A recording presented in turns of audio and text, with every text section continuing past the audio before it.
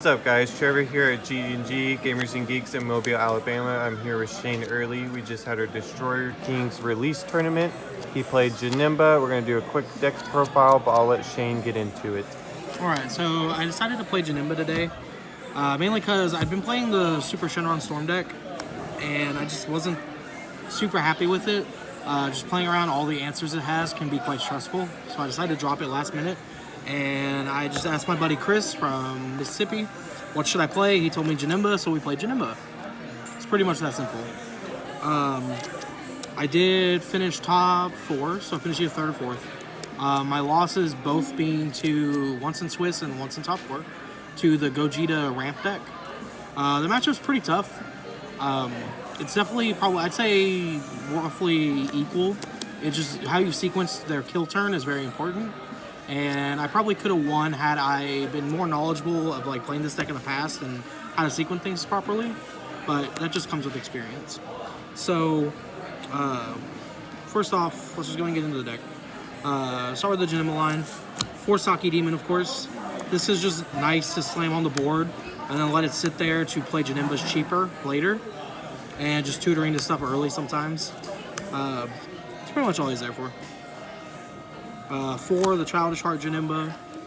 He just lets us go tutor whichever one we need, especially now that there's multiple Janembas that you want to go search. Before, you really only wanted to go search Demon Sword 90% of the time, but now that you have the Agent of Destruction, it gives you options, so this card becomes even better, because when he's in your hand, he costs the exact same as one of them, and fetches whichever one you need in any given situation. So this card is just even better now. Yeah, the chain's a lot better. Yep, and having barrier is also important. Also, the 1-drop's pretty good, looking at the bottom of the deck. It's pretty relevant. Yeet. Into the big boys. 3 Reality Bender. You have to trim lines to make room for Agent, but being able to cheat him in for 1 is incredibly crucial.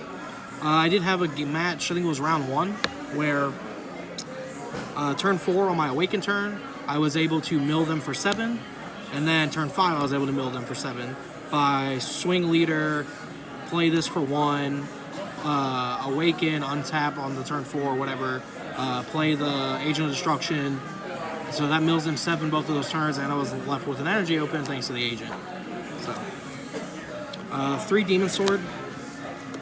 I played him less often than probably any of the other ones today, but he still is removal, and that's important. I was just unfortunate where a lot of the decks I played against, their threats had barrier. Like, the ramp deck kept relying on Dragon Fist, and he has barrier, or Gogeta 7 Hero Revived, and that has barrier. So that's a little unfortunate. He did help a lot against the skillless Goku deck, just being able to pressure them for critical damage, because he wasn't playing blue version, he was playing yellow, and then getting rid of one of the 30k vanillas, because those 30k vanillas hurt a lot.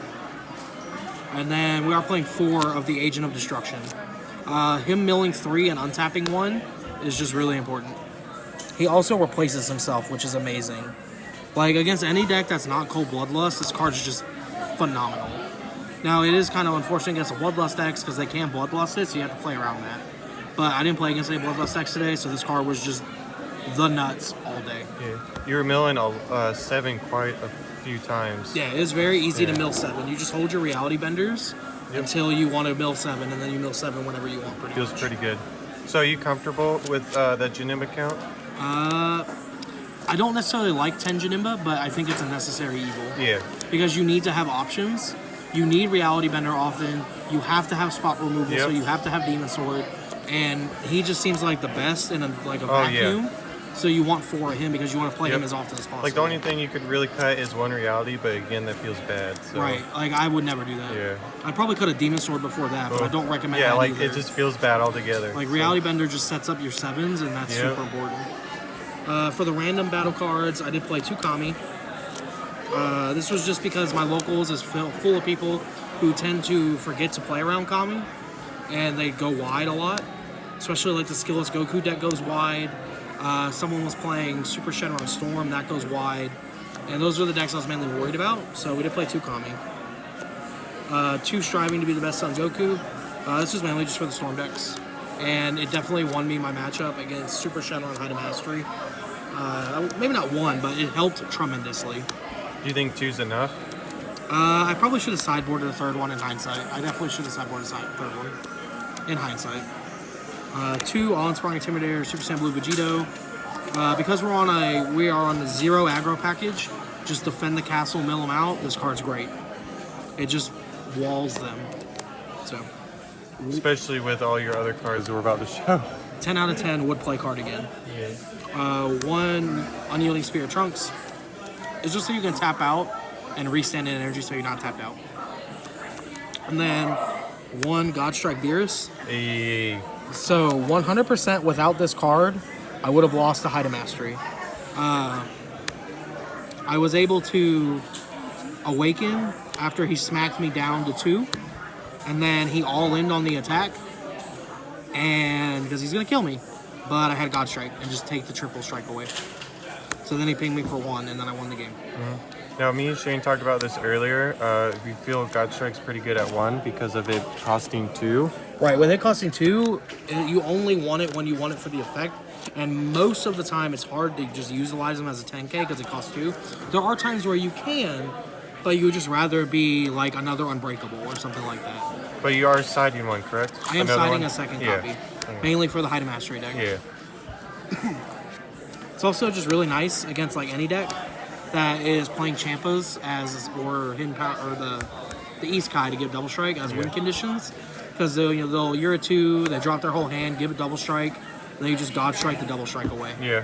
So then they just dump their whole hand to kill you and they didn't kill you. You just take 1. It can just catch people off guard. The card's very niche, but I liked it. Now for the defensive cards.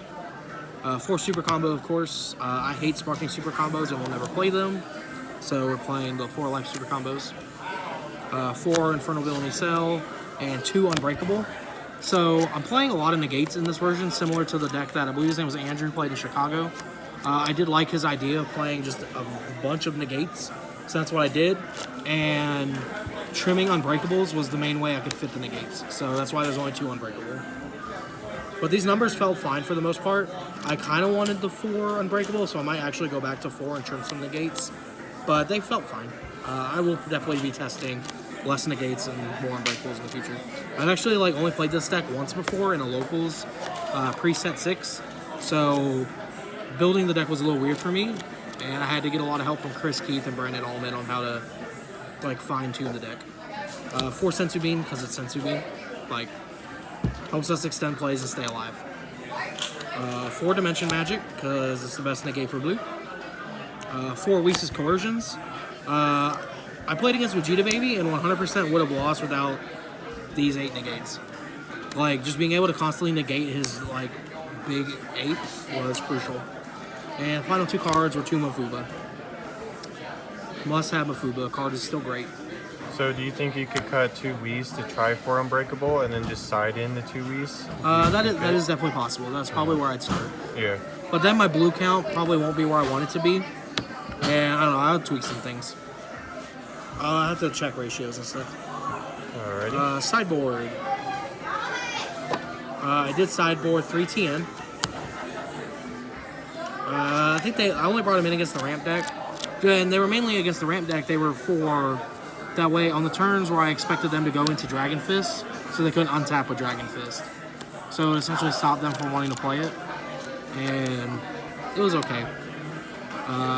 3 Borgos, mainly for the Storm deck. Came in clutch. I enjoyed it.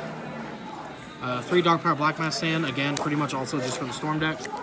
I wanted to have plenty of answers to that deck since the matchup can be really bad, especially when he was playing Height of Mastery, not just Storm. So, yeah, these were great. Let's see.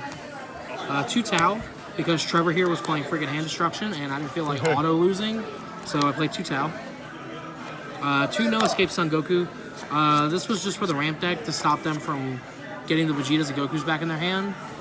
So maybe try and prevent them from getting Veku on curve.